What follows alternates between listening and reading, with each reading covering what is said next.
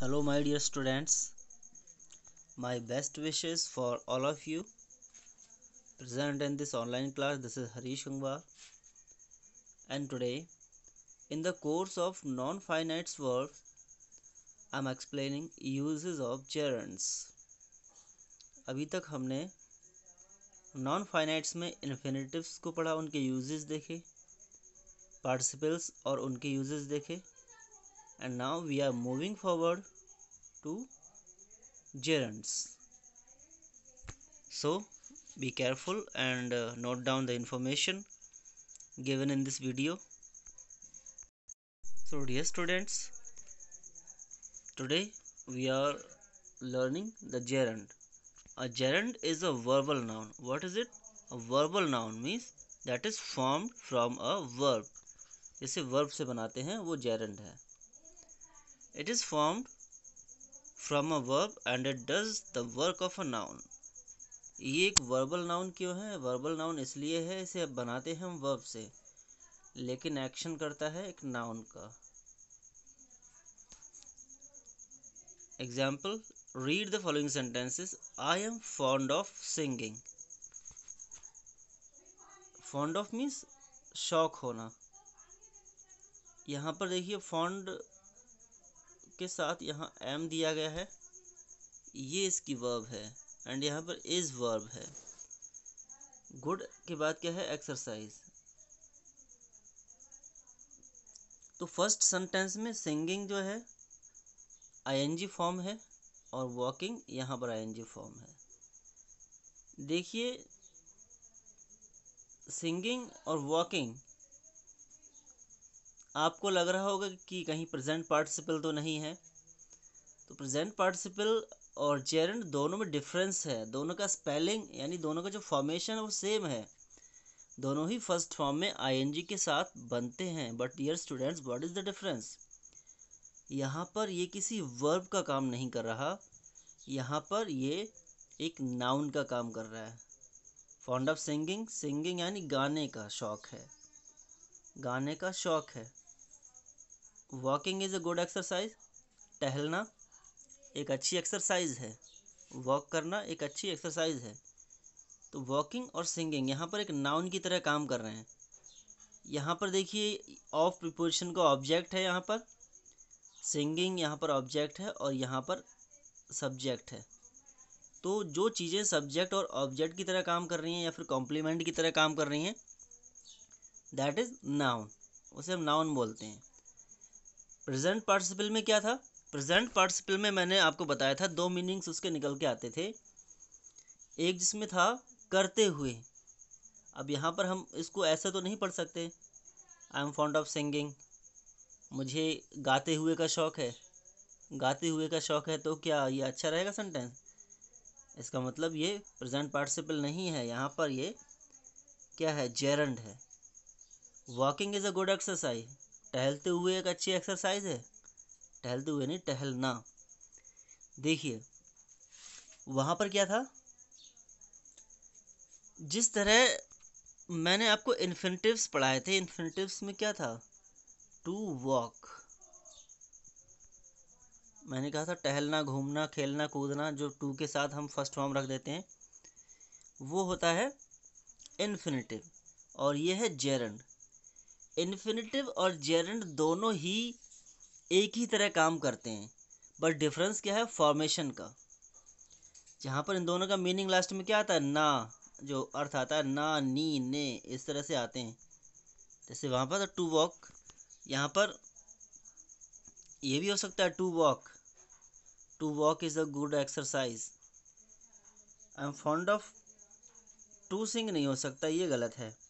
यही अंतर है. इसलिए यहाँ पर हम इस सेंटेंस में इन्फिनिटिव और जेरंड दोनों का यूज़ कर सकते हैं.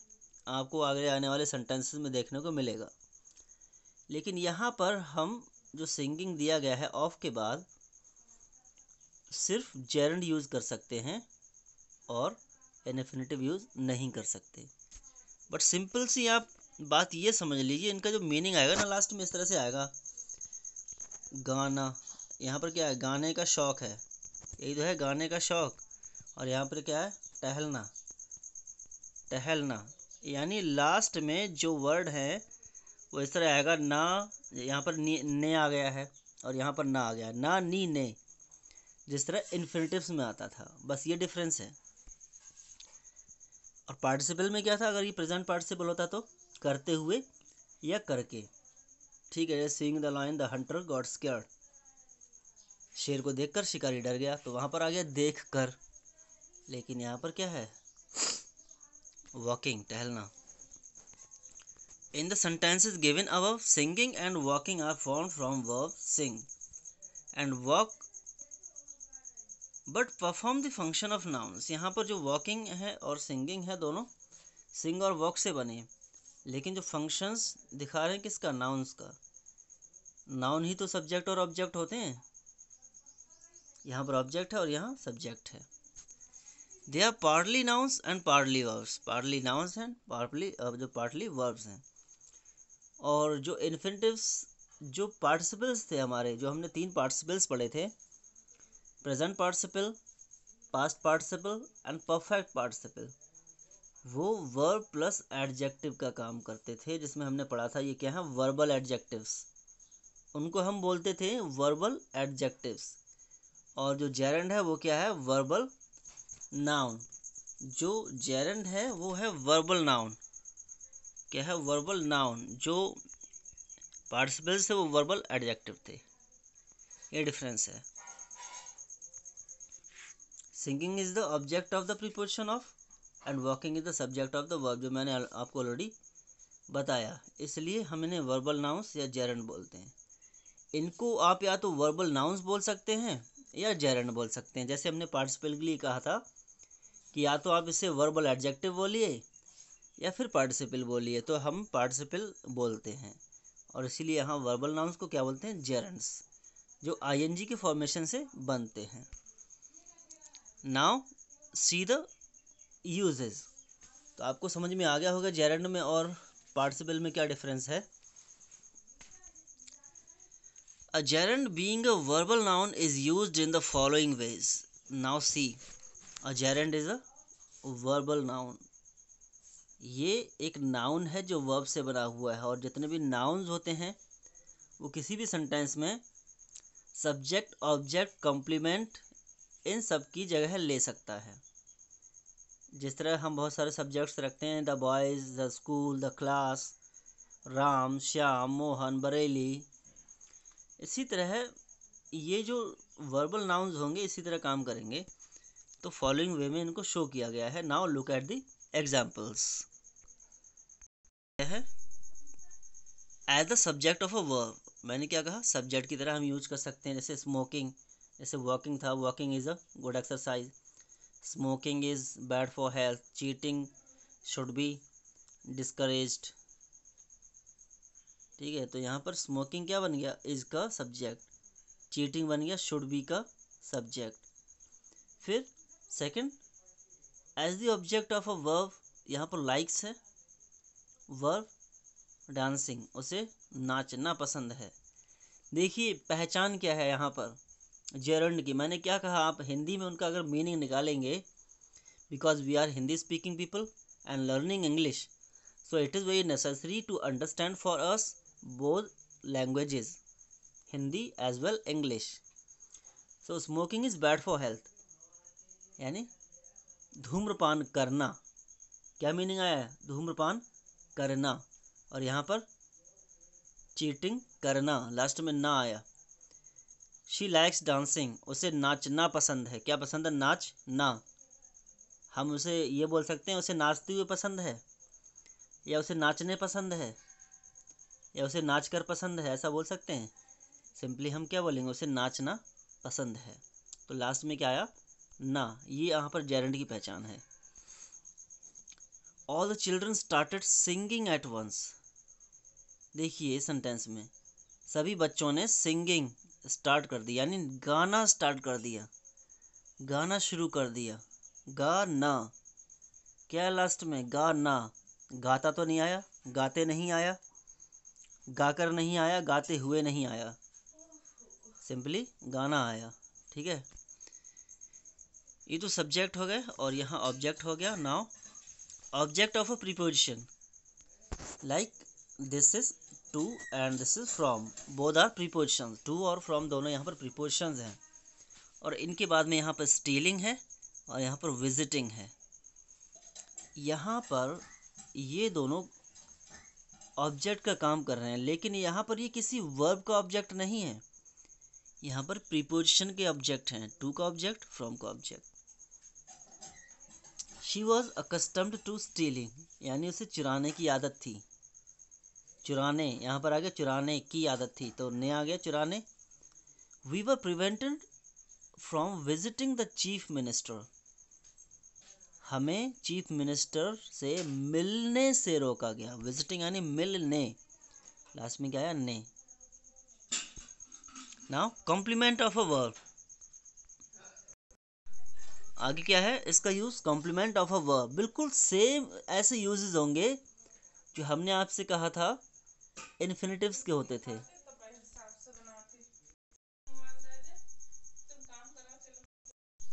And now as a complement of a verb, इन सारी चीज़ों को दोबारा बताने की ज़रूरत शायद नहीं होगी, because I have told you what is a compliment, what is the difference between an object and a compliment. क्या फ़र्क है दोनों में। मैंने कहा था कि विदाउट कॉम्प्लीमेंट किसी भी सेंटेंस का मीनिंग कंप्लीट नहीं होता। विदाउट ऑब्जेक्ट मीनिंग कंप्लीट हो सकता है, बट विदाउट कॉम्प्लीमेंट पूरा नहीं हो सकता। यहाँ पर देखिए, जैसे यहाँ पर स्मोकिंग क्या है, एक कॉम्प्लीमेंट है। We what we dislike most is, अब देखिए अगर स्मोकिंग को हम यहाँ से हटा दें, हमने यहाँ पर स्मोकिंग को हटा दिया और बस इतना सेंटेंस बचा, what we dislike most is, what we dislike most is. अब क्या इसका मीनिंग कंप्लीट हो रहा है, नो। और हम इसको सामने ले आते हैं तो स्मोकिंग, अब मीनिंग इसका कंप्लीट हो गया, यानी हम स्मोकिंग को डिसलाइक करते हैं। Like a verb it may take an object, verb की तरह इसका भी ऑब्जेक्ट हो सकता है। जैसे सिंगिंग, यहाँ पर इज भी वर्ब है, बिलीव भी वर्ब है, ठीक है। सिंगिंग और टॉकिंग दोनों ने ऑब्जेक्ट ले लिया, यहाँ पर सॉन्ग भी आ गया और टू मच भी आ गया। Asha is fond of singing song, यानी गीत गाने का। अब देखिए इनके बिना भी इनका मीनिंग कंप्लीट यहाँ पर हो जाएगा। आशा इज़ फॉन्ड ऑफ सिंगिंग, उसे गाने का शौक है, ठीक है, लेकिन इसमें उन्होंने एक ऑब्जेक्ट और जोड़ दिया, गाने का शौक है, क्या, गीत गाने का शौक है। दे बिलीव इन टॉकिंग, वो बात करने में विश्वास करते हैं, और ऑब्जेक्ट जोड़ दिया क्या, they believe in talking too much, यानी बहुत ज़्यादा बात करने में विश्वास करते हैं, तो इसमें कोई बड़ी बात नहीं है। प्रोहिबिशंस में, प्रोहिबिशंस यानी हम डिनाई करते हैं, काम करने के लिए मना करते हैं, ऐसे बोलते हैं नो टॉकिंग, बोलते हैं no talking, no plucking, no smoking, short prohibitions में यूज़ करते हैं इस तरह से। तो जो हम बोलते हैं नो टॉकिंग, वो भी क्या है, एक जेरेंड है, क्या है, gerund, understood. After expressions can't where, can't stand, अगर इस तरह की कुछ एक्सप्रेशंस होते हैं, कांट बेयर यानी सहन नहीं कर सकते, can't stand, can't help, it is no use, it is no good, तो इनके बाद भी हम जेरेंड का यूज़ कर सकते हैं। जैसे यहाँ पर कांट बेयर है तो ड्रिंकिंग हो गया, नो यूज़ डिलेइंग द हो गया, delaying the departure. And dear students, here are some more uses, you just look on it because you have to remember these words। यहाँ पर ये जो जो words दिए गए हैं, जो कुछ phrases हैं, इनको माइंड में नोट करें, और जैसे यहाँ पर दिए गए हैं कि इनके साथ हम किस तरह से यूज़ करेंगे, ठीक है। And now the difference between infinitive and the gerund. मैंने स्टार्टिंग में ही, बिगनिंग में ही बताया था कि इन्फिनिटिव्स और जेरेंड का बिल्कुल सेम मीनिंग निकल कर आता है, कहा था। देखिए, there are many verbs that can take either a gerund or an infinitive after them। For example, मैंने क्या कहा था, बहुत सारी ऐसी verbs हैं जिनमें हम जेरंड या इन्फिनेटिव दोनों में से किसी भी एक का यूज कर सकते हैं।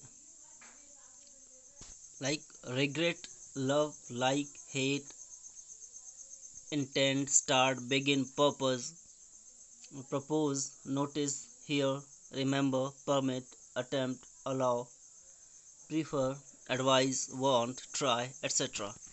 So you have to keep in your mind these words।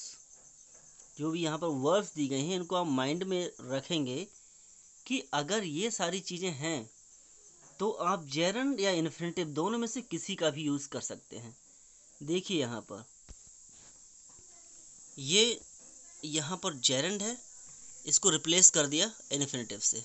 Gerund है, इन्फिनेटिव से रिप्लेस कर दिया। मीन्स इतनी सारी वर्ब्स हैं, इसमें आप चाहें इन्फिनेटिव का यूज़ करें या जेरंड का यूज़ करें, दोनों का मीनिंग सेम होता है। जैसे आई हेट पनिशिंग, यानी मुझे सज़ा देना अच्छा नहीं लगता, दोनों का मीनिंग सेम है, लास्ट में ना ही आएगा।